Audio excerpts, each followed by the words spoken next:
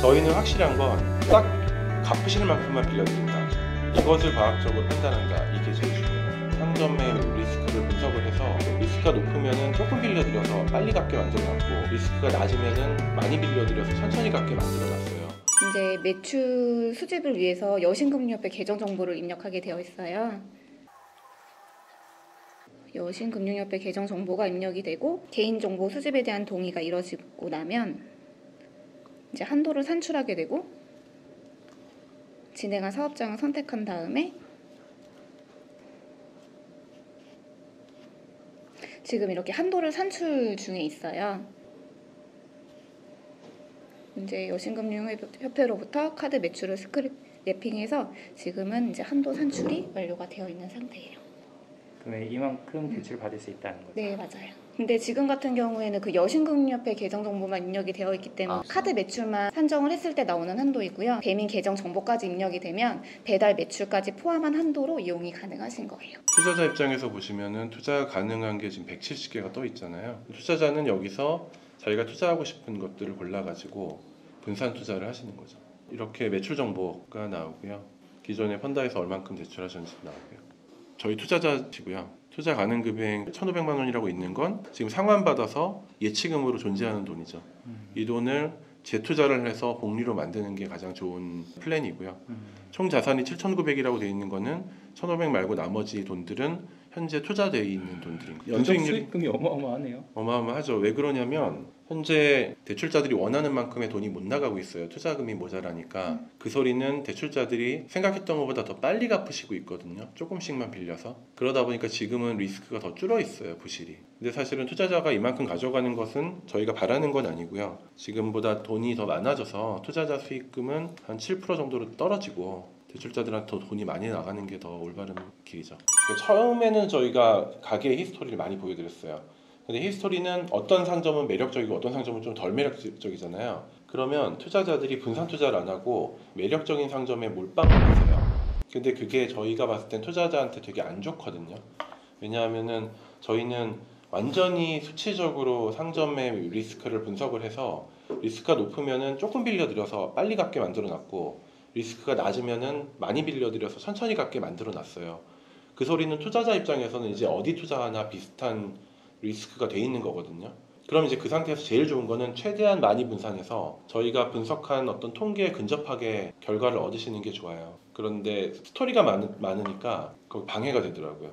투자자들이 몇 개에만 이제 몰빵 투자하셨다가 스토리가 좋아도 망할 수 있잖아요. 그거 되게 중요한 포인트 같긴 한데 네. 그 비재무 데이터에 대한 신뢰도를 낮게 평가하시는 거네요. 그렇죠.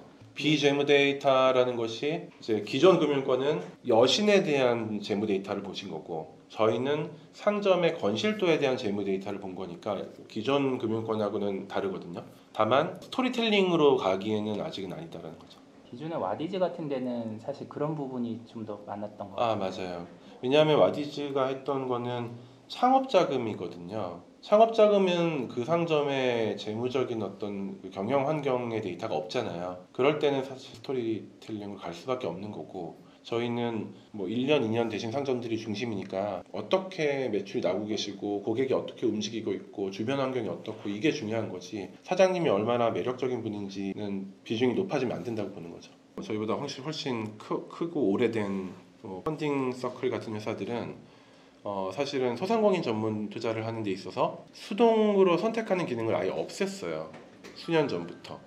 왜냐하면 지금 좀 전에 제가 말씀드린 것처럼 이 제한된 정보를 가지고 판단을 하는 게 오히려 왜곡을 시킨다라는 의미가 있는 거죠.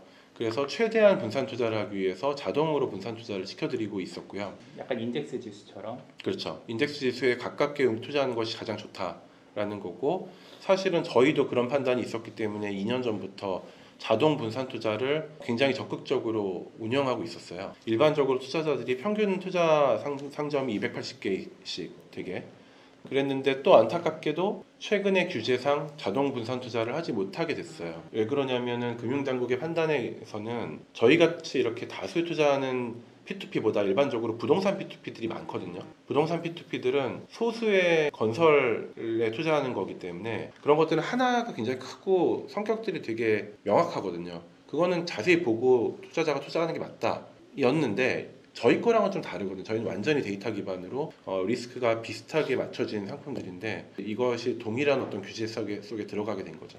그래서 지금은 자동분산 투자가 없어졌고 그러다 보니까 지금 이제 투자할 것이 너무 많긴 하죠. 저희는 확실한 건 딱 갚으실 만큼만 빌려드린다. 이것을 과학적으로 판단한다. 이게 제일 중요해요. 그러니까 최고 금리가 20%라고 할 때 자영업자들에게 저희가 평균적으로 15%를 부과하는 이유가 보면 투자자들이 최소 8%를 받아야지 투자를 하고 있기 때문이에요. 그러면 요 7%는 뭐냐? 이 7%는 부실인데 제가 말씀드린 것처럼 실제 전체 대출 금액 중에서 부실액은 얼마 크진 않아요. 그런데 단기 대출일 때는 이게 연이자로 환산했을 때 영향력이 굉장히 커지거든요. 그래서 1% 정도의 부실이지만 결과적으로는 이만큼의 이제 수익률에 영향을 끼쳐요. 요거는 조절 불가능하냐라고 보면 사실은 조절 가능해요. 왜냐하면은 대출을 해드릴 대상은 펀다의 CSS에서는 0점짜리 고객과 1000점짜리 고객이 나오거든요. 그러면은 저희가 이만큼을 빌려드릴 거냐, 여기까지 빌려드릴 거냐 조절을 하면 사실 부실률은 조절이 돼요. 신용대출은 부실률이 조절 가능한 영역이거든요. 다만 현재 저희가 고객 수가 더 많아지면 줄이면 되는 거예요. 근데 지금은 고객이 아직은 많지 않기 때문에 조금 더 늘려놓은 상태인 거죠. 그러니까 그 말은 뭐냐면 고객이 많아지면 요 7%를 더 줄이면 돼요. 그 다음에 이 8%는 지금은 개인 투자자들이 이걸 원하기 때문에 이만큼을 주는 거지만 사실은 기관 투자자는 5에서 6%만 받아도 돼요. 이렇게 가는 길은 뭐냐면 기관 투자자를 허용해 주면 돼요. 근데 이게 규제 때문에 막혀 있어요. 기관 투자자 허용하면 두 가지가 다 해결돼요. 기관 투자자 허용하면 이쪽이 줄어들고요. 그 다음에 물량이 커져요. 저희 지금 대출 원하시는 분들 너무 많거든요. 그러니까 이 7%도 더 낮출 수가 있어요. 아까 말씀드린 것처럼 스크리닝을 조금 더 해주면 돼요. 그럼 얘를 5%로 줄이고 얘를 5, 6%로 주면 전체 이자가 10% 정도로 낮춰질 수 있는 거죠. 근데 그렇게 투자하는 기관 투자자들이 좀 있나요? 저축은행들은 5에서 6% 정도의 수익을 낼 수 있다 그러면은 당연히 한다라는 생각을 갖고 있어요. 그런데 규제 때문에 못하는 거죠.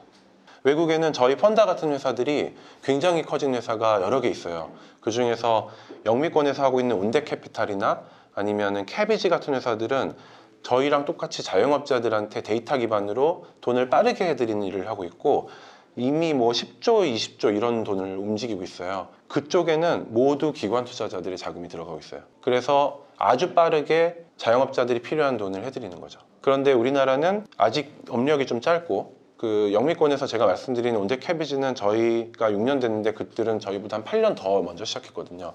그러니까 당연히 더 신뢰를 회복할 수 있는 기간이 있었겠죠. 그런데 이제 저희는 이제 시작한 지 6년이니까 아직까지는 조금 모험적인 개인 투자자들의 자금이 들어온 거죠. 지금까지는.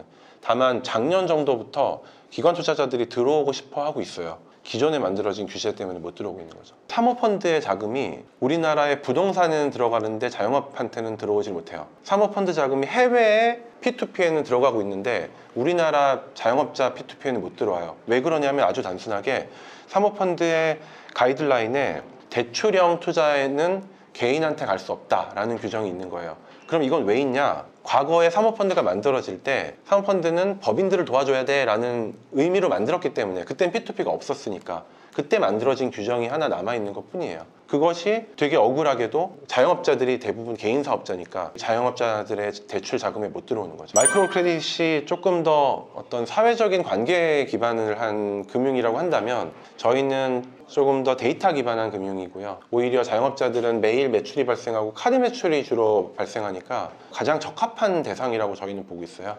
오히려 중소기업 같은 데는 저희가 대출을 못 해드리는 이유가 그런 촘촘한 데이터가 없거든요. 희한하게도 이 앞에 있는 그냥 일반적인 음식점은 더 데이터가 많은 거죠.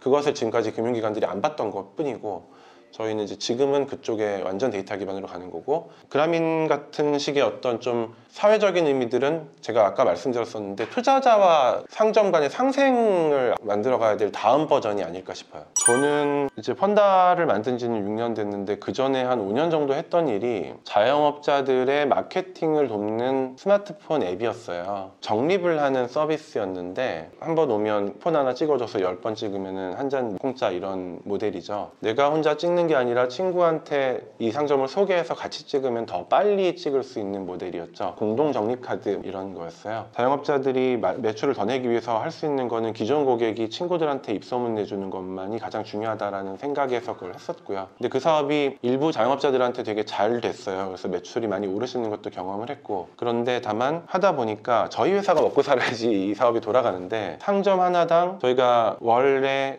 3만 원까지는 받았는데 저희 서비스 피를 받아야 이게 돌아가잖아요. 5만 원까지는 못 받겠는 거예요. 그게 왜 그러냐 보니까 자영업자들이 너무 지출이 빡빡하시고 항상 잘 돼도 뭔가 자금이 빡빡하시더라고요. 그래서 추가 지출이라는 것이 굉장히 어렵고, 마케팅을 하고 싶은데 돈이 없고, 그런 문제들을 보다가 저희가 차라리 과학적인 방법으로 필요한 돈들을 빨리빨리 해드리는 회사가 되는 게 낫겠다라고 해서 변신을 하게 된 거죠.